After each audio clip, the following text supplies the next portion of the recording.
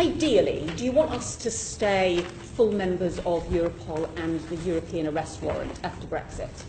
Well, we've had debates across the floor of the House, you and I, in the past about Europol and the European arrest warrant, and obviously I argued with our JHA opt-out that we should remain part of Europol and the European arrest warrant.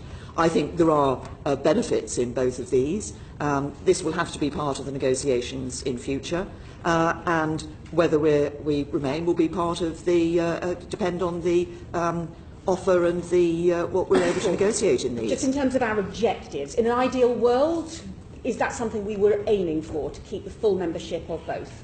Well, I've spoken about the value of Europol and the European arrest warrant. There are a number of programmes on the criminal justice and security side in Europe that I think we should look at as where there are benefits not just to the UK from being a member, but benefits to the rest of the European Union for us being a member. And I would say some of those are around exchange of data at borders, for example.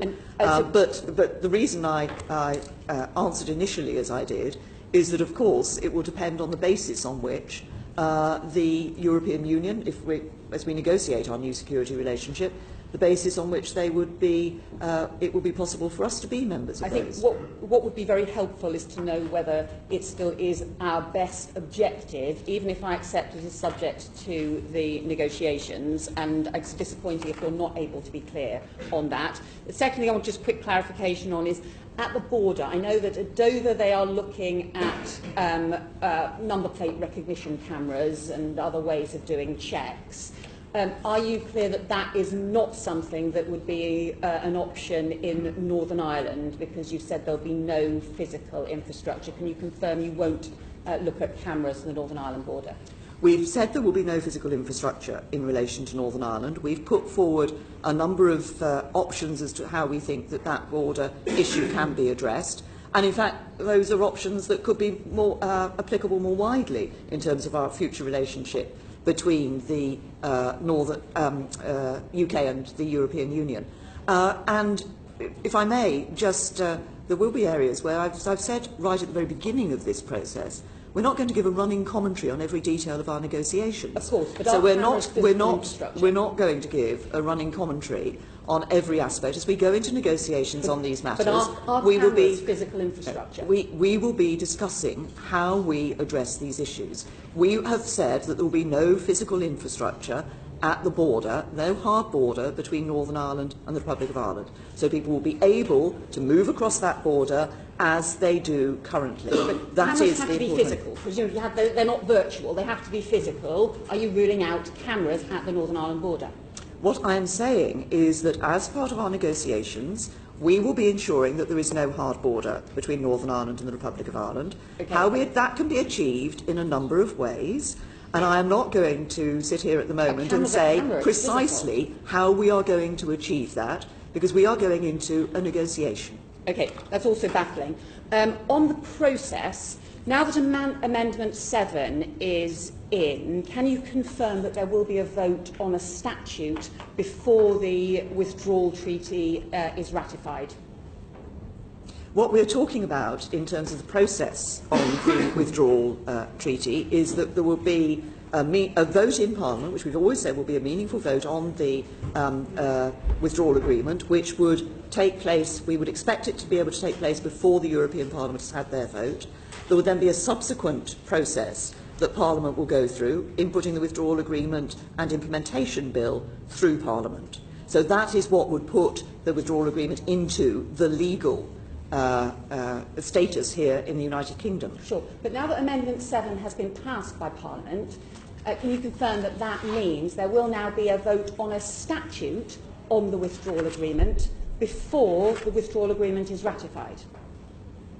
Well, it depends what you're talking about in terms of before there has to be a process. We have to have an agreement. Process. We have to have a withdrawal agreement before we can bring a withdrawal agreement bill into Parliament for Parliament to agree that withdrawal agreement bill. There will be an opportunity for Parliament to vote on that withdrawal agreement before that legislation is brought into place. But will there be a vote on a statute before Britain goes through the legal ratification process to ratify the withdrawal agreement treaty as part of the Article 50 process? can you confirm there will be a vote on primary legislation in this Parliament? That Parliament will have a vote on primary legislation, not simply on a motion. Well, Parliament will have two opportunities to vote on this issue. The first will be a vote on the withdrawal agreement and whether or not Parliament agrees that withdrawal agreement. Then there will be primary legislation to bring that withdrawal agreement into UK law. And will that primary legislation happen before Britain goes through the ratification process for the treaty? Well, we will have had to have, Parliament will have an opportunity to say whether or not it agrees with the treaty that we have agreed with the European Union. There will then be a process of bringing that agreed treaty into UK law.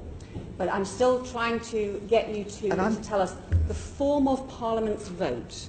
Will Parliament now get to vote on a statute rather than a motion before the deal is finalised with Europe? Parliament will have an opportunity to vote on the deal before it is finalised. You keep talking about a motion. But that is a vote. The consequence of Amendment 7 was to propose it being done on a statute. What's your objection to it being done on a statute rather than a motion, given that the government has ignored motions, for example, the October motion on universal credit, and has a history of doing so? Can you confirm you would have the vote on a statute before the process is finalised, rather than on a motion, because that's what Amendment 7 says? Well, we will of course be looking at Amendment 7, but I think what the principle of what we want to do is to ensure that Parliament is able to have what we have always said would be a meaningful vote, before, as I say, before the European Parliament has its vote, and before we then bring that agreement into the legislation here in the United Kingdom. But the bit that ensures that that withdrawal agreement is in UK law will be the EU withdrawal agreement and implementation bill. And will that happen before the treaty is ratified? Yes or no? Well, it depends what you're talking about by formal ratification of the treaty, because there were various processes in this. Before we can't bring a withdrawal agreement bill before the House unless we've got an agreement, a withdrawal agreement.